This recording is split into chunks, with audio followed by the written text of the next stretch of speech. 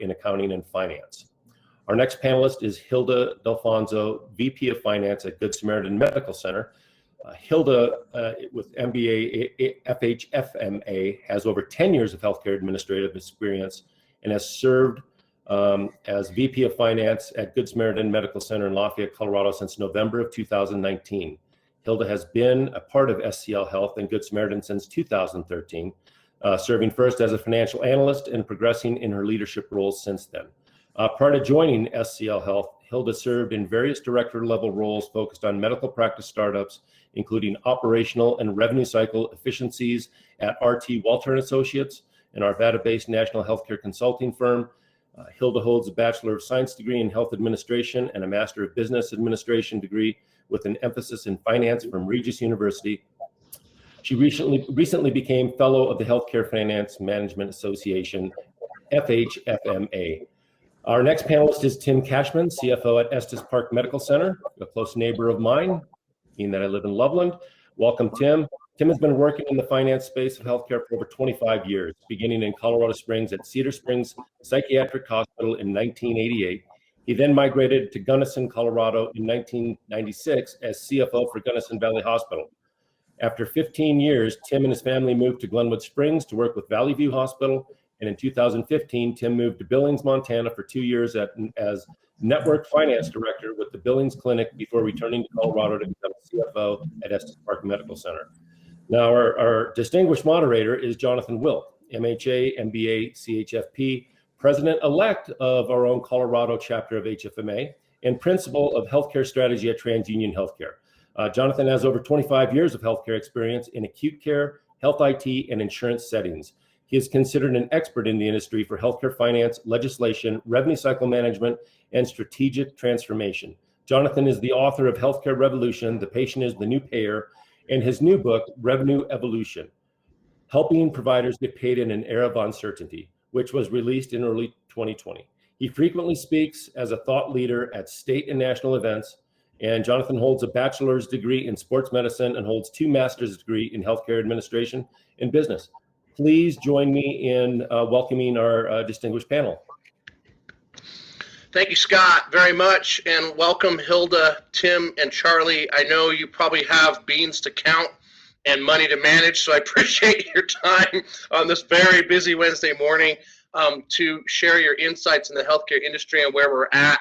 I'd love each of you to just take a minute and talk about your organization, your role, and then we'll kind of dive into some questions here in the 45 minutes we have. And ladies first, Hilda, why don't we start with you? Thank you very much, Jonathan. Good morning, everyone, and thanks for joining us for this portion of the HFMA Spring Symposium. Of course, my name is Hilda Delfonzo, and I have the distinct privilege of serving as VP of Finance at Good Samaritan Medical Center. Good Samaritan is a level 2 trauma center located near the heart of Lafayette, Colorado. It's licensed for over 230 beds. It was proudly the first baby-friendly designated hospital in Colorado. It's a center of excellence for robotic surgery and is an accredited chest pain and cardiovascular center of excellence. Good Samaritan is one of 8 SCL acute hospitals. SCL Health is a faith-based organization that is truly dedicated to meeting the health of our communities. And of course, those have changed and progressed over time. SCL was founded by Sisters of Charity of Leavenworth in 1864, and it is now headquartered in Broomfield, Colorado. Cool, thanks, Hilda. Tim, it looks like we don't have Charlie. He may have dropped off, but we'll let you go next if that's okay. Good morning, JW. Good morning, all. My name is Tim Cashman here. I've been with HFMA for it's 25 years plus. I'm sure I don't even want to count the years anymore.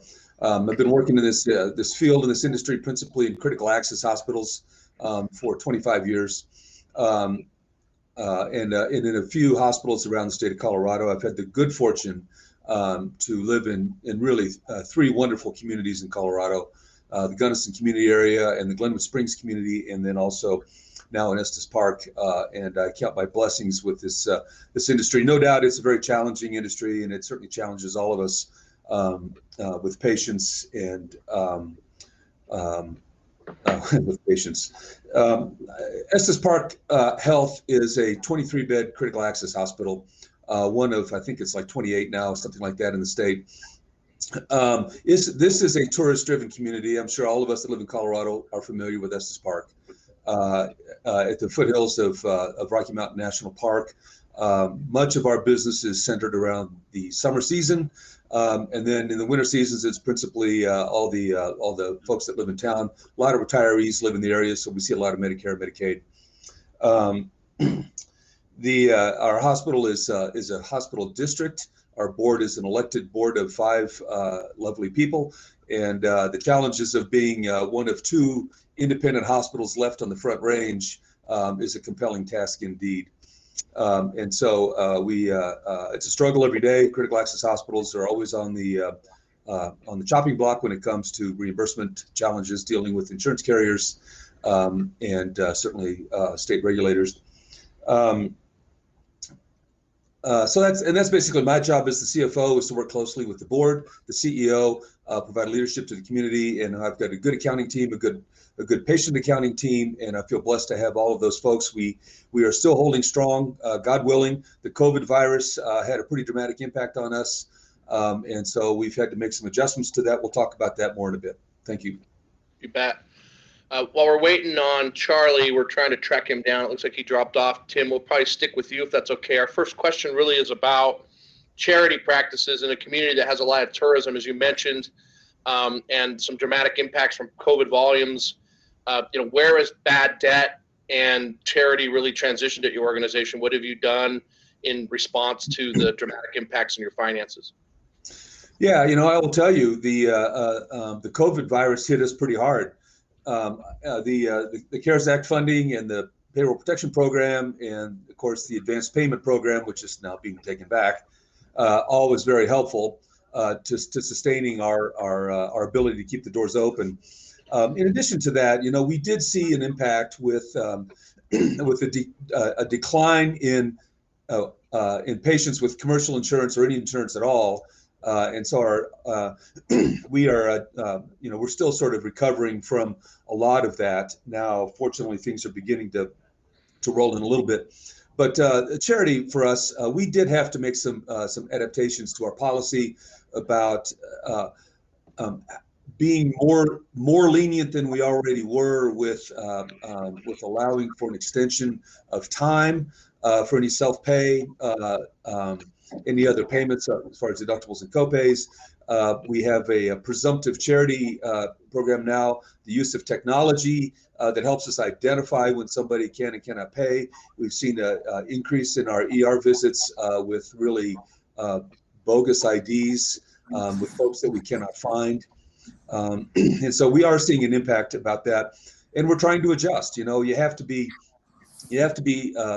careful with the tactics that we use to address our community, and certainly with our tourists. And so we go about that with a careful consideration. Lori and her team, we evaluate this every day, every patient by patient, how this is going to work. The bad debt, remarkably, we see very little in the world of Medicare bad debt. I think, and I can attribute that to the population here, which is a lot of Medicare retirees. All they pay their bills, but we do see a fair number of this. When you combine the bad debt and the charity for our little hospital, it's running around 4% of our revenues at the moment, and I'm not seeing that going down at all. And the COVID event, and I think this next year, maybe we'll see some recovery off of that, but it's definitely a struggle for our hospital. That's what we're seeing at the moment. Good. Charlie, welcome back, sir. I hope you had a nice trip. We'd love to hear, Tim and Hilda just introduced themselves and talked about their organization. We'd love to hear that from you, and then we'll go to Hilda for another question. But tell us a little about what's going on in Vail Valley and the size of your organization and what you do there. Yeah, it's actually Valley View. Sorry about that. It's been almost 8 years at Vail, but it's Valley View. And we're about 1,000 FTEs. We think what makes us a little unique on the Western Slope is we employ the vast majority of our physicians. So we have a little over 60 full-time physicians on staff. We're 78 licensed bed, full service cancer center, cardiac cath. We think of ourselves somewhat as a regional referral on the Western Slope. Amazingly, we're doing open hearts now. I never thought we'd be doing that. So, we're trying to expand our services a little bit in this market of declining reimbursement. Speaking to the bad debt for a minute, like Tim, we're seeing, about 4% is about what we're running there in bad debt. What we really saw was a spike in the Medicaid as a percentage of total on our payer mix, frankly, at the expense of managed care. That's pretty tough. Yeah. But if you think of bad debt as at 4% as compared to your budgeted income for us, which is 6%, that would be 2/3 of your income. So that is not an inconsequential amount. And as Tim said, you have to be very careful in this environment about how you pursue your bad debt or patient responsibility. But on the other hand, as a big a part as that is of your total reimbursement, you cannot let it go. So I'll leave it at that. Good stuff. Hilda, since we've been thoroughly depressed by Tim and Charlie here about bad debt, let's talk about tools and process that you're using at Good Sam with finance. What has brought some success there for you? Yeah, it's I think in light of the discussion we were just having, I'll highlight two important must-haves, and there are a lot more than just two, but I thought we'd focus our discussion on these two. Really from a finance support perspective or from a finance perspective, I think we have to go back to that foundational need for data integrity and data acceptance. The second must-have, and I'll elaborate on that a little bit more here shortly, but the second must-have is the need for strong, aligned, and trusted relationships across the organization. So going back to the first one, I think we all recognized that 2020 in a unique way really required us to make swift decisions with confidence and have the ability to revisit those decisions regularly and pivot as necessary. So as a finance team, really across the system, it wasn't a Good Samaritan specific effort, but as a system, our finance team came together and included data architects, and we worked through the data integrity concerns that we may have, and really gained acceptance into that. So we've really been in a situation where we were able to make decisions once we evaluate that data. I think we can all relate to being handed a report or reviewing a report and spending more time discussing the validity of the data than we do the decision that we need to make to respond. And so really by doing this work on the front end, we eliminated the need to debate the merits and focus our energy and time on understanding what was taking place across the system. I think that's going to be important going forward. Of course, we all know this. We need to firmly have a grasp and understanding on what is happening in order to develop that response plan, the what of what we're going to do about what's happening. As far as tools go, I'll share that SEL has leveraged a platform called Tableau, which I know many of us are familiar with. And it really has become a one-stop analytics location or place and a reporting tool. And we're not fully there. We're still working through the refinements and the version, the 2.0 of many reports and dashboards. But we're headed in the right direction. And I think that's important for any organization in healthcare today. This platform has really allowed us to agree upon standardized dashboards and a standardized source of data so that every individual, regardless of department or level of leadership, is looking at the same data and adding his or her particular insights to the same information. I'll move on to the second point here in the interest of time, and that's around building strong, aligned, trusted relationships. Part of our role as finance executives is to build that trust and rapport with our counterparts and really our entire constituent group, depending on what role you have and how many employees or associates you have as a part of that group. And while understanding the data is fundamental, I'd say that's the basic requirements of our role as finance leaders, regardless of the spectrum and what role you play. And I would argue that building relationships is equally as important and increasingly so.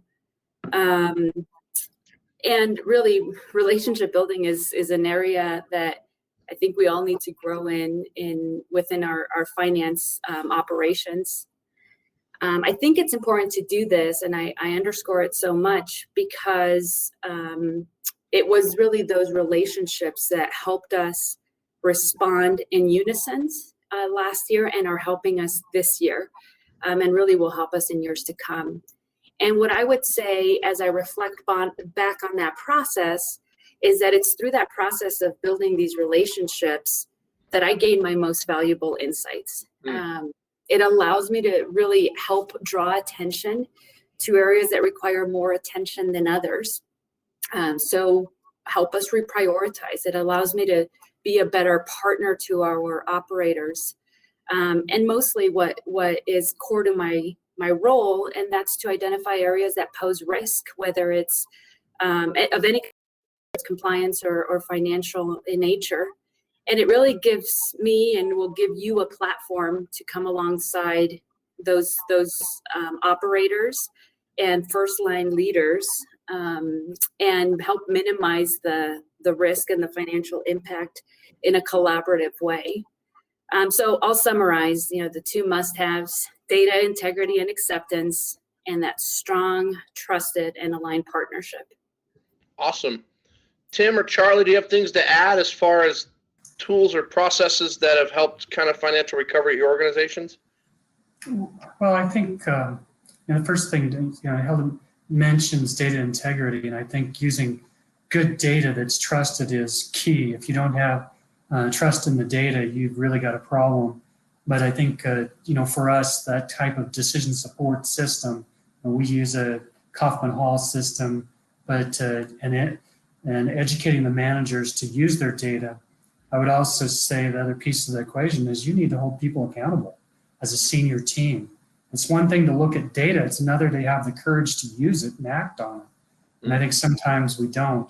I think the other piece of the equation for us is productivity and physician contracting, and having expectations and contracts that provide incentives for the work that's actually done is a huge thing for us. So I'll leave it at that since we've talked about most of the rest. Yeah.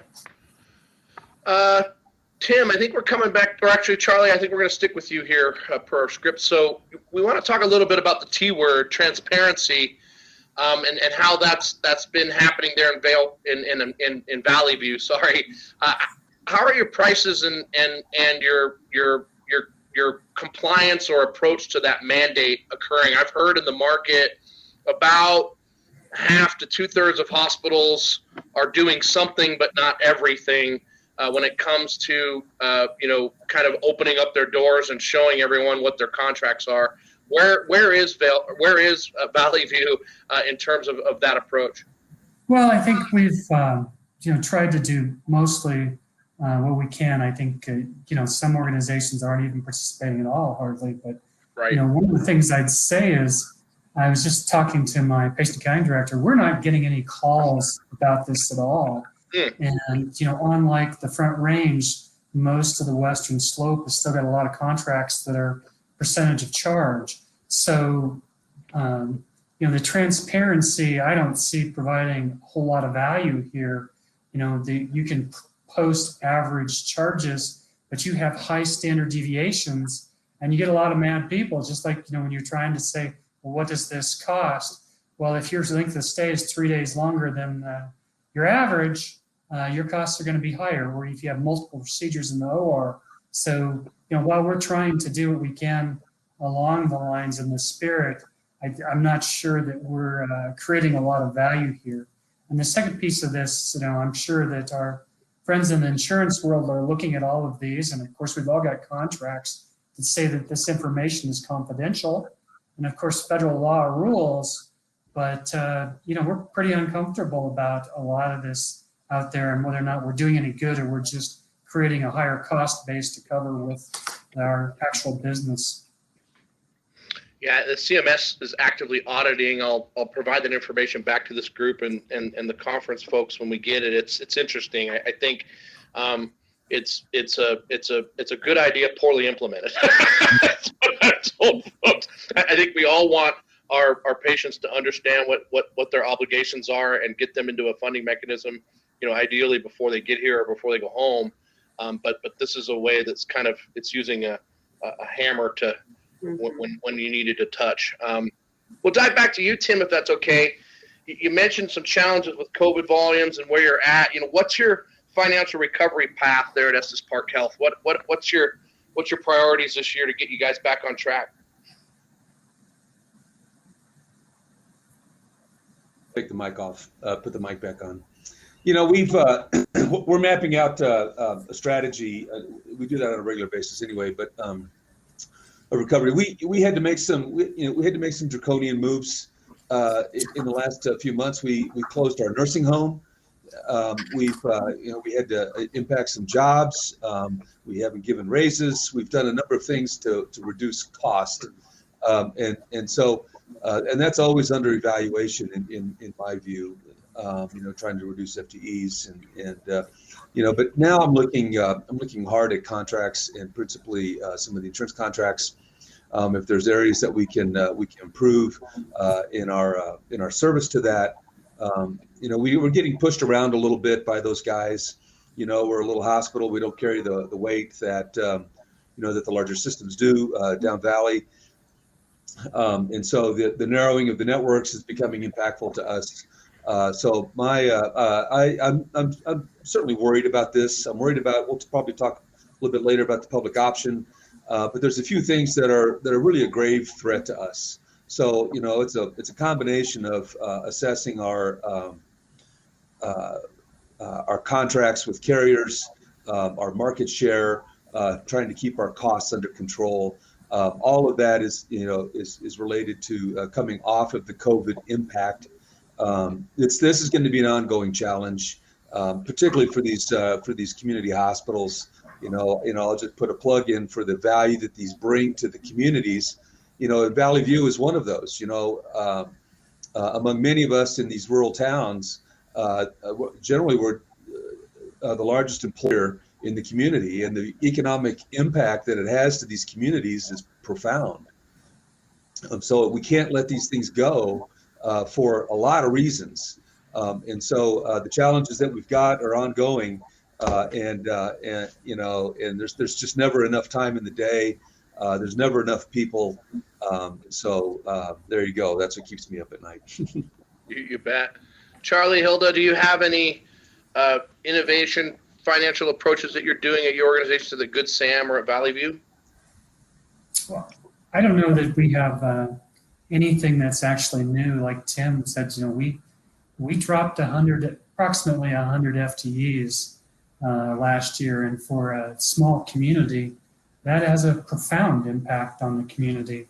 But we're trying, as Tim is, to push his cost per unit of service through contracts, whether it's on the supply side of the equation or purchase services. We're sharing physicians across organizations. We share with Rifle, we share with Aspen, we share with Meeker.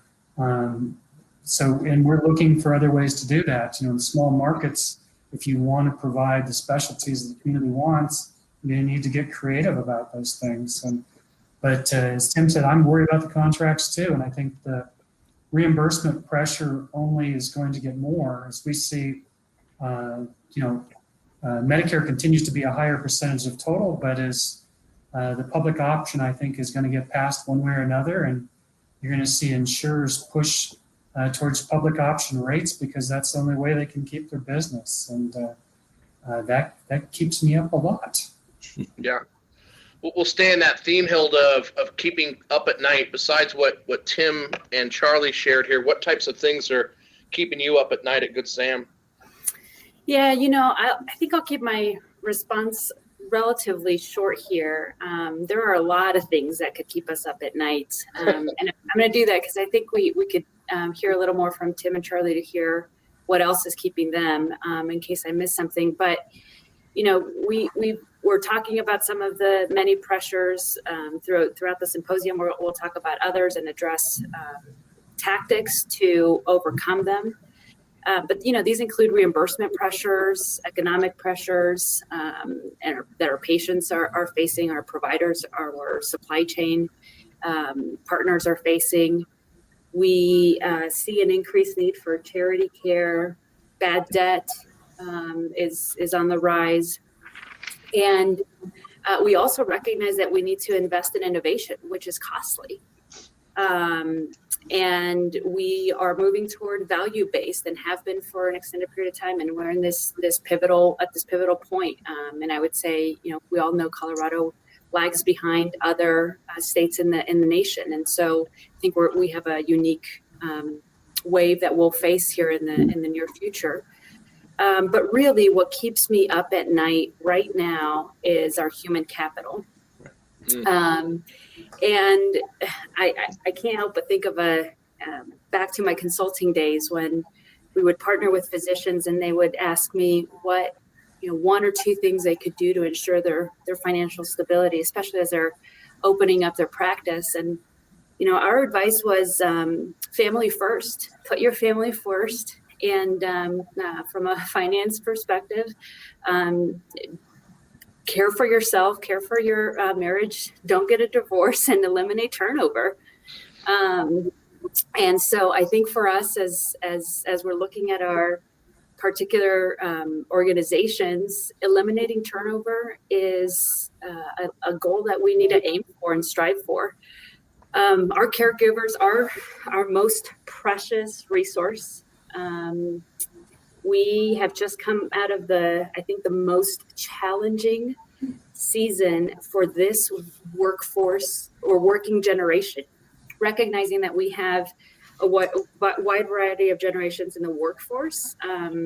As a collective group, this might be the single most impactful to all of us. And I'm sure you're all reading the articles, and I hear it in the halls as I round through the hospital.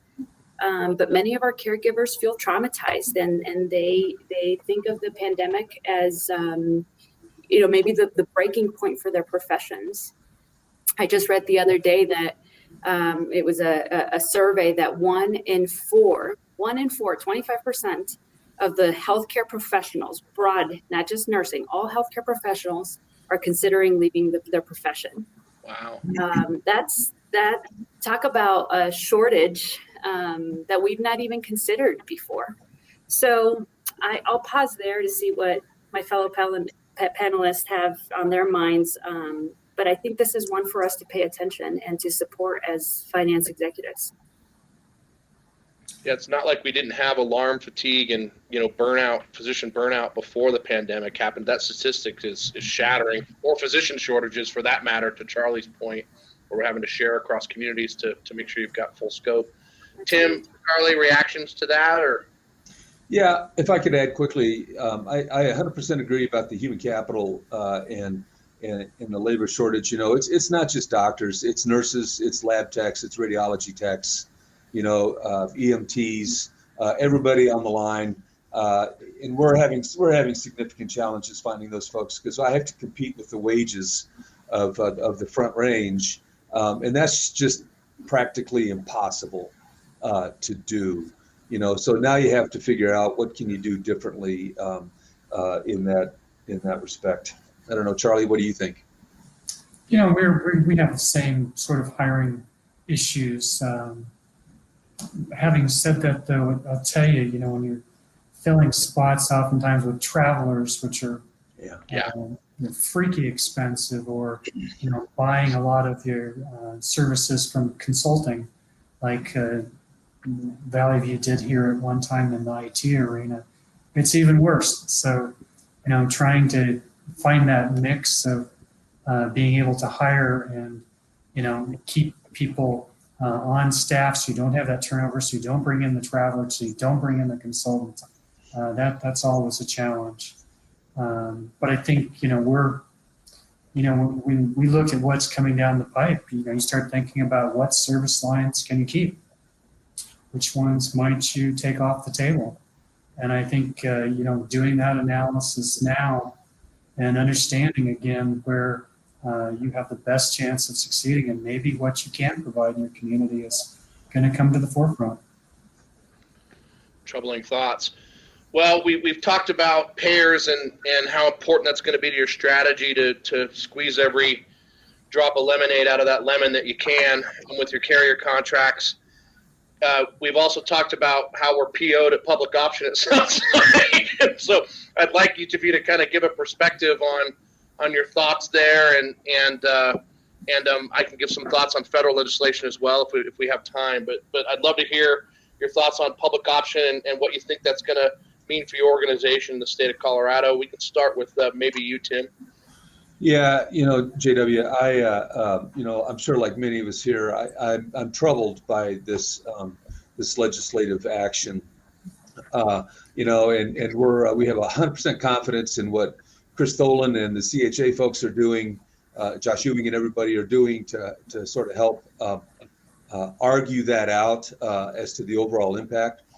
When you fee schedule, when you put these hospitals under a fee schedule and the cost concerns that we've just illuminated, it's going to knock a whole bunch of us out of business.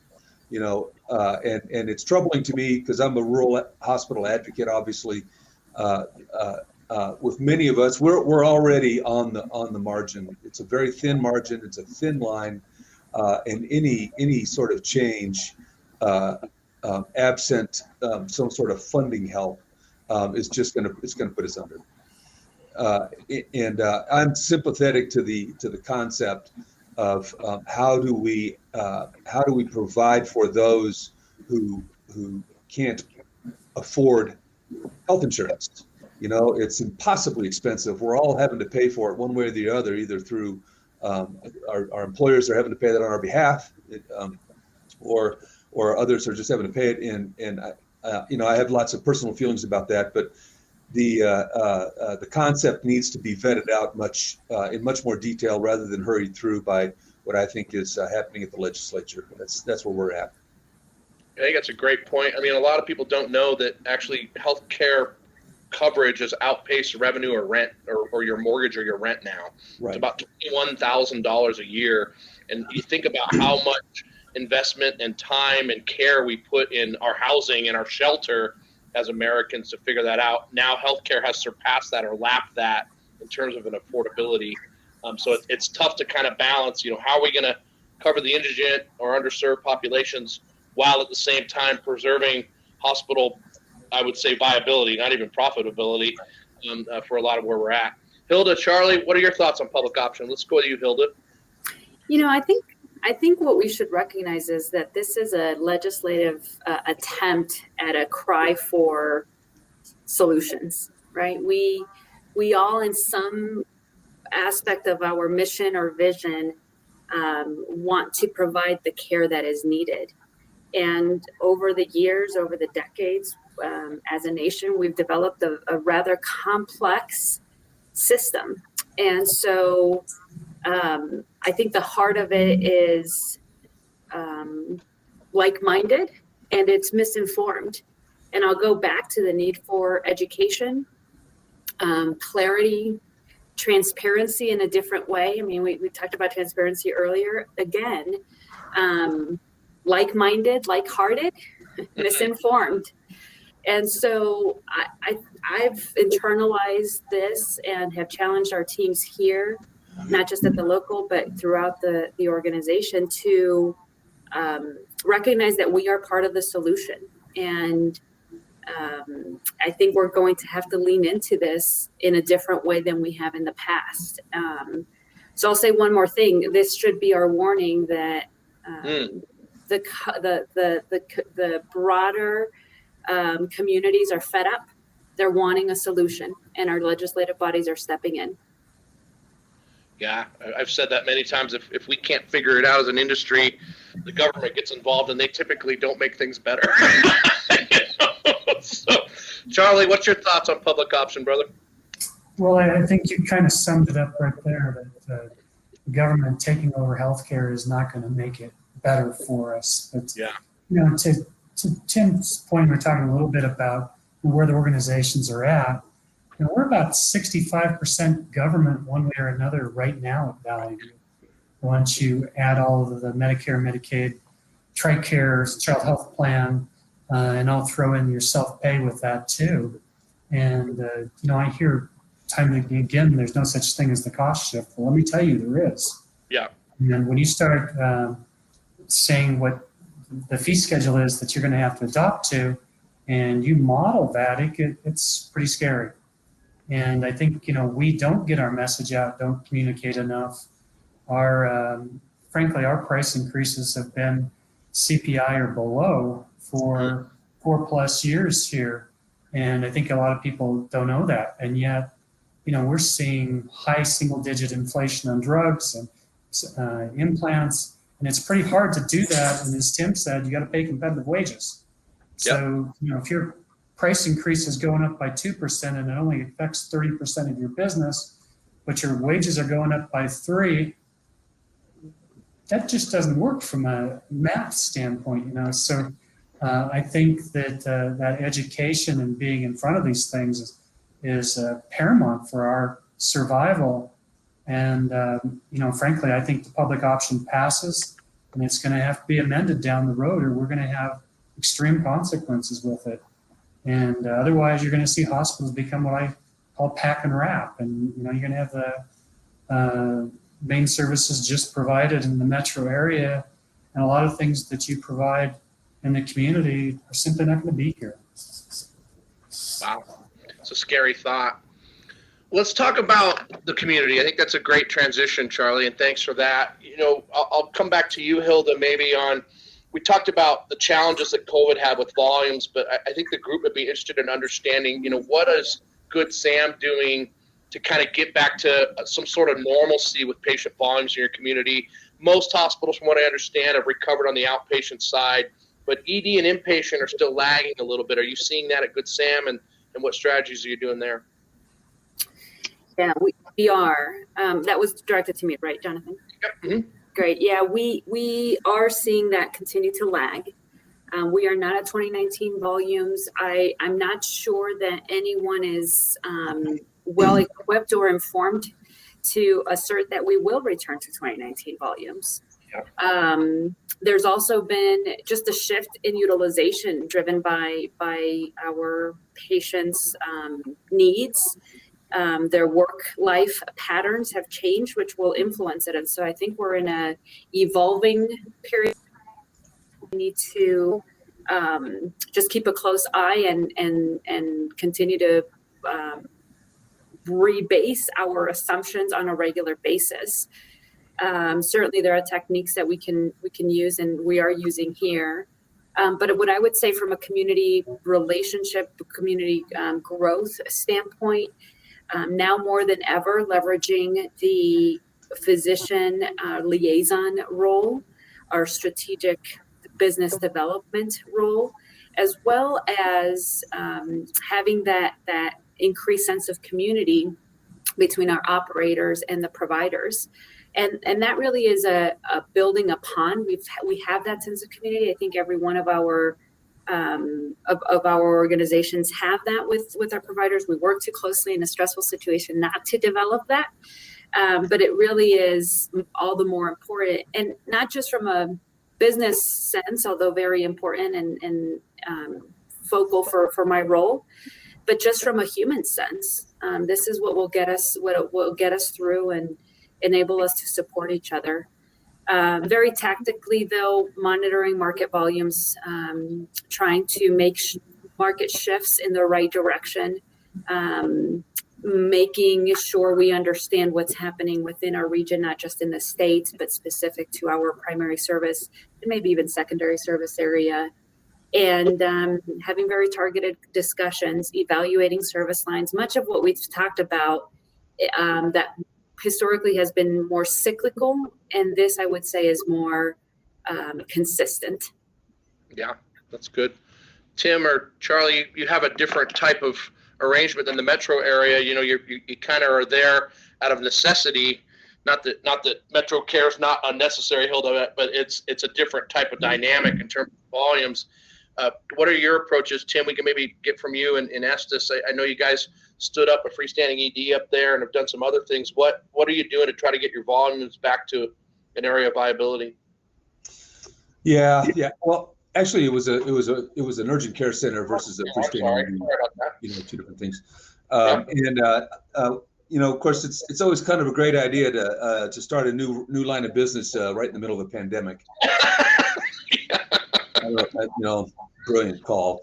But we had made that decision 2 years before that. So yeah, we opened that up in May of 20 and wondered why we had no business. Yeah.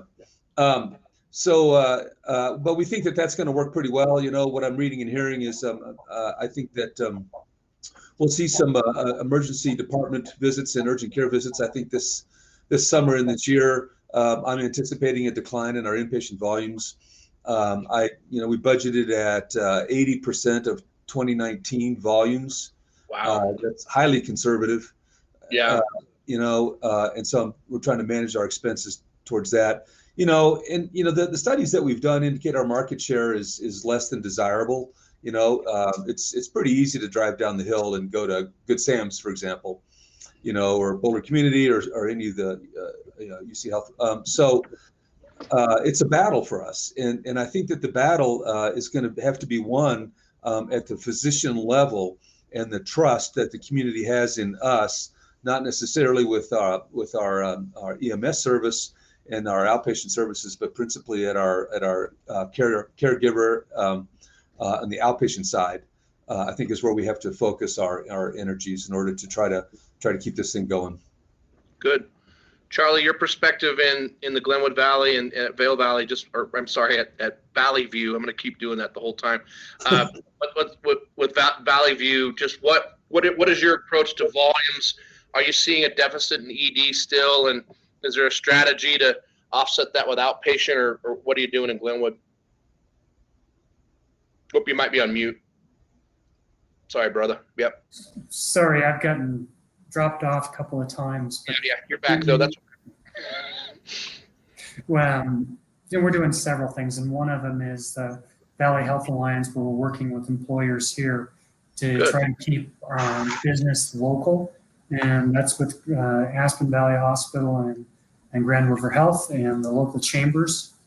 And I think that to Hilda's point, brings some transparency too. They understand where we're at as an organization, and when you partner with the local community, I think you benefit everybody. That's part of the equation.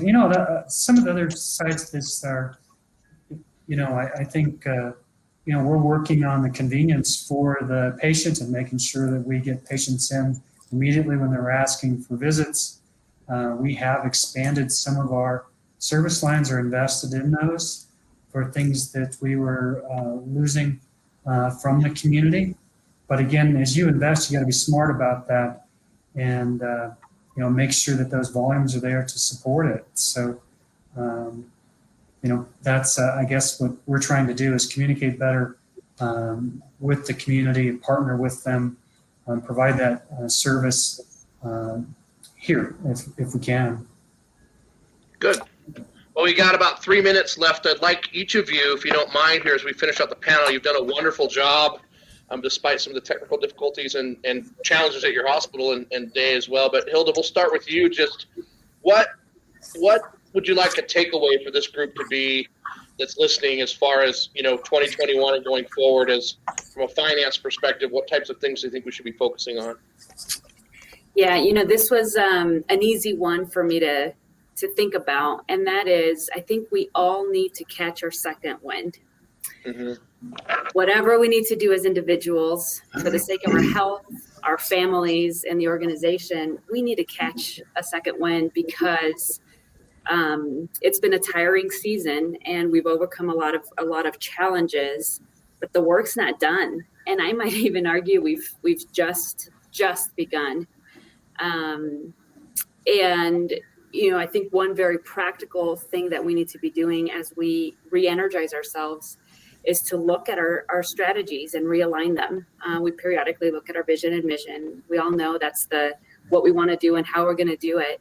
But we really need to look at them now and either look at our landscape compared to what we think we want to do and how we're going to do it, and either reaffirm or realign. So I'll just leave it at that, my fellow panelists. But there's just, I think, a recognition on my part and the part of many that others are full steam ahead, looking for ways to emerge from this season stronger.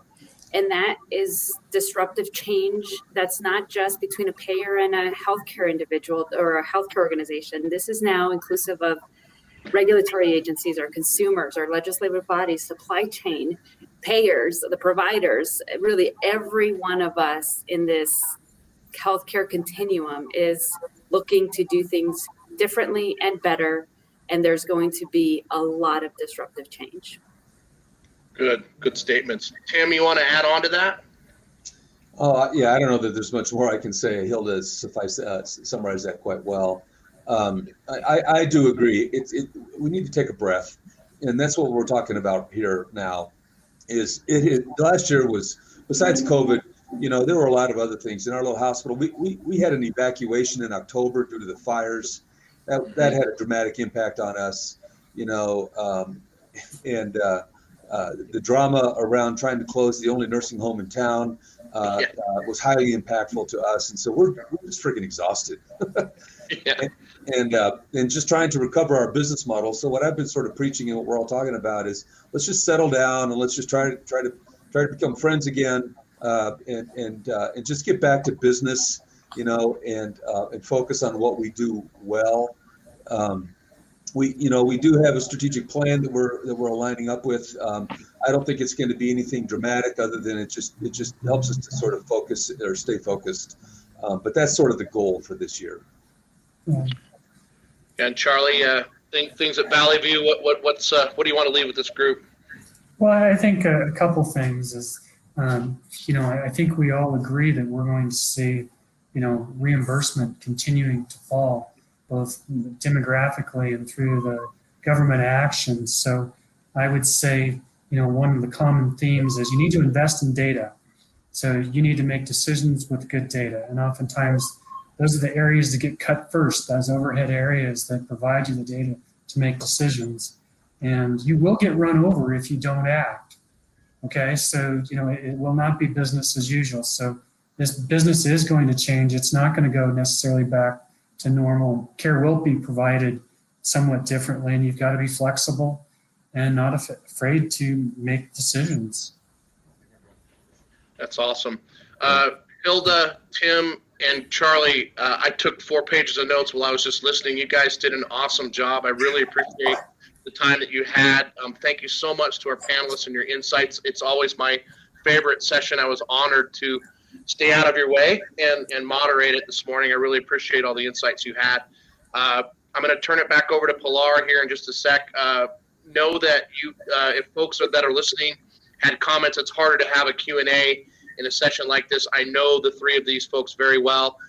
They would be honored to answer any questions you have during the conference or afterwards. Please reach out to them and they can provide some more perspective. We're going to open up the remote platform, some other things, but I'm going to turn it back over to our El Presidente, Ms. Pilar Mank. Thank you, Jonathan. And I agree. The CFO panel is always my favorite session. We started doing this a number of years back and have so thoroughly enjoyed it. So Hilda, Charlie, Tim, thank you so much for your time today and your expertise. And JW, are your incoming president, thank you again. just want to remind everyone, so we're going to be closing this window out and we're going back into the platform of the sponsorship exhibit hall type platform. We were going to be open for the next 45 minutes. So please, please, please stay on, jump around, network with your friends, network with these 3 amazing people, and play that game, because you can win $250 and or a registration to our fall conference. Our next session this afternoon will start at 3, but the doors will open at 2:30. So with that, and the magic of all things Jessica Griffith, we're going to jump back into our platform. And again, thank you, panelists and JW. Awesome, awesome.